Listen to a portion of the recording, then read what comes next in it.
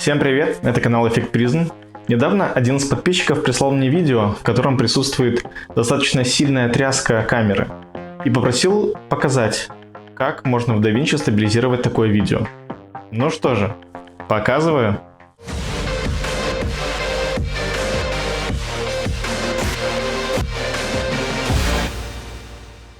Сейчас я вам покажу, как из такого видео сделать вот такое. Самый простой способ стабилизировать видео в DaVinci – это воспользоваться встроенным стабилизатором. Добавляем необходимое видео на таймлайн, выделяем его, переходим в инспектор, находим группу параметров Stabilization, и все, что нам нужно, это выбрать режим работы стабилизатора. Их всего 3, проще всего попробовать каждый из них, потому что очень сложно предугадать, какой именно вам понадобится. Это зависит от движения камеры. Но движения камеры бывают достаточно сложные, и все-таки проще сделать методом перебора. В данном случае наилучший результат, по моему мнению, получился в режиме Similarity. Выбираем его и нажимаем Stabilize. DaVinci анализирует видео, и, в принципе, все готово. Достаточно неплохой результат. Единственное, что у нас неровные края. Чтобы это убрать, воспользуемся обычным зумом также в инспекторе. Теперь нужно проиграть все видео от начала до конца и убедиться в том, что черные края больше не вылазят.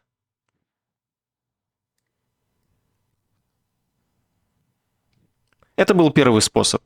Второй способ, практически копирующий первый, но он находится в другом месте. Давайте я вам покажу, просто для того, чтобы вы знали. Я удалю уже стабилизированное видео и добавлю необработанное. Теперь переходим во вкладку Color. Здесь находим вкладку Tracker. И вот здесь, где значок камеры, выбираем Stabilizer.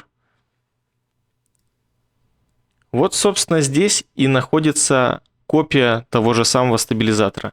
Здесь внизу вы можете выбрать, опять же, один из тех же 3 режимов. И все, что вам нужно, здесь нажать кнопку Stabilize.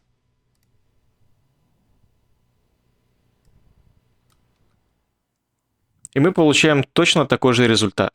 Для того, чтобы здесь убрать вот эти неровные края, переходим во вкладку Sizing, и здесь у нас есть Zoom. Также здесь можно подвинуть кадр, если в этом есть необходимость. Вот, собственно, и все, что нужно знать об автоматическом стабилизаторе. Я надеюсь, видео вам понравилось. Спасибо за просмотр. Всем пока.